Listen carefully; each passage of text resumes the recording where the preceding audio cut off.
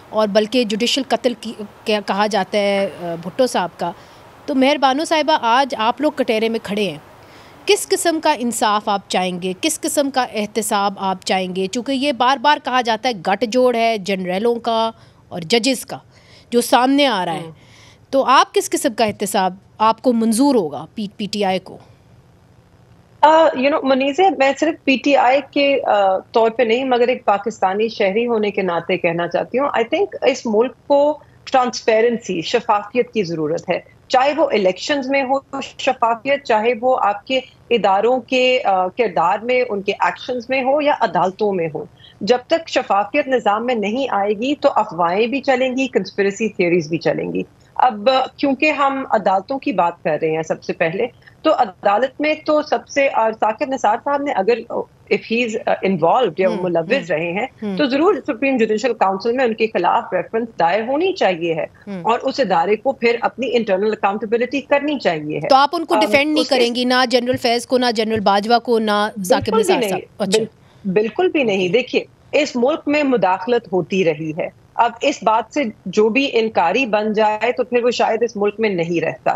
یہ ہمیشہ سے ہوتی رہی ہے, ہم نے ہمیشہ سے دیکھی ہے, آج بھی ہو رہی ہے. سیاسی پارٹیوں کے ذریعے بھی ہوتی رہی ہے, جرنلسٹ کے ذریعے بھی ہوتی رہی ہے. سب all I think pillars of the state and all actors of the state, everybody has been involved. اسی لیے یہ نظام اتنے زور و شور سے پاکستان میں چلتا رہا ہے, اور اس بات سے کوئی لا تعلق نہیں ہو سکتا. These are just harsh realities. We all have to face up to them. اور اگر ہم نہیں کریں گے تو ہم جو بدلاؤ چاہ رہے ہیں وہ نہیں آئے گا.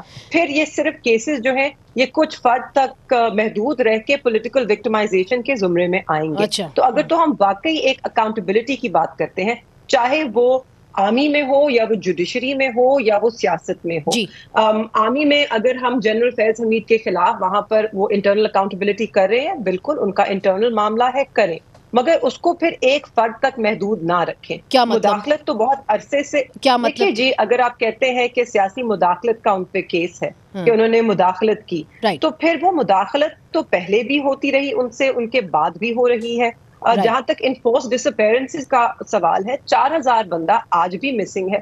وہ جنرل فیض حمید سے پہلے بھی اٹھایا گیا, ان کے دور کے دوران بھی, اور آج بھی لوگ جو ہیں وہ اٹھائے جا رہے ہیں, اور لوگوں کو آج تک نہیں پتا. اچھا, you make a very important point مہر بانو صاحبہ. Let me take this to Senator Afnan. جو یہ بات کر رہی ہیں وہ کہہ رہی ہیں کہ دیکھیں, کیا جنرل فیض سے پہلے مداخلت نہیں ہوتی رہی؟ کیا اس سے پہلے لوگ لاپتہ نہیں ہوتے رہے؟ کیا آج لوگ لاپتہ نہیں ہو رہے ہیں؟ تو یہ جو احتساب کا دائرہ ہے یہ کہاں جا کے رکے گا؟ اور دوسری بات یہ کہ کیا جنرل فیض جو ہے آن ہز اون ہی کام کر رہے تھے؟ میں آپ کو یاد دلاتی ہوں سینیٹر افنان صاحب کہ میاں نواز شریف صاحب نے 2020 میں گجرانوالہ میں کہا تھا کہ جنرل فیض کا بھی جنرل باجوہ کا بھی احتساب ہوگا. تو یہ معاملہ کہاں رکے گا؟ آپ کیا چاہتے ہیں آپ کی پارٹی؟ دیکھیں, ہم لوگ تو یہ چاہتے ہیں کہ جن لوگوں نے غیر قانونی کام کیے ہیں اور اپنے اوتھ کی کے خلاف جا کے کام کیے ہیں, ان کی خلاف کارروائی ہونی چاہیے, اور وہ شروع ہو گئی ہے. اور یہ ایک بڑی خوشائند بات ہے. یہ آج سے آپ سوچ لیں کہ کتنا, مطلب کہ ہماری ملک کی تاریخ میں کب ہوا ہے یہ؟ اس سے پہلے آپ مجھے بتا دیں. کبھی نہیں ہوا, بڑا ریئر ہے. کبھی نہیں مشرف کا صحیح ہم نے مشرف کا کیا, بہت کم ہوا ہے. کوشش کی تھی آپ نے, اور یہ ہاں جی کوشش بالکل, لیکن مطلب اس کو سزا اس طرح تو نہیں ملی, لیکن اس کو ہم نے کورٹ کے تھرو تو ہو گیا تھا معاملہ. اب بات یہ ہے کہ یہ اگر ایک کام اچھا ہو رہا ہے تو اس کے اندر اس کو انکریج کرنا چاہیے. اس کی زد میں کس کس کو آنا چاہیے؟ آپ کیا دیکھنا چاہیں گے؟ دیکھیں, یہ تو جب دیکھیں جب یہ سارا معاملہ ظاہر ہے جو جج ہے اس کے سامنے جائے گا, پروسیکیوشن ہوگی, تو وہ اس وقت ایویڈنس وغیرہ سامنے آئے گا. تو پھر جو لوگ انوالو ہیں, چاہے وہ افواج میں ہوں, جج ہوں, سیاستدان ہوں, ان سب کے خلاف کیس ہونے چاہیے. But sir, does the buck stop with General Faiz or with General Bajwa? یہ تو جنرل فیض بتائیں گے نا جب ان کے انویسٹیگیشن میں کہ کون کون لوگ انوالو تھے, تو اس کے بعد ہی یہ ڈٹرمن کیا جا سکتا ہے.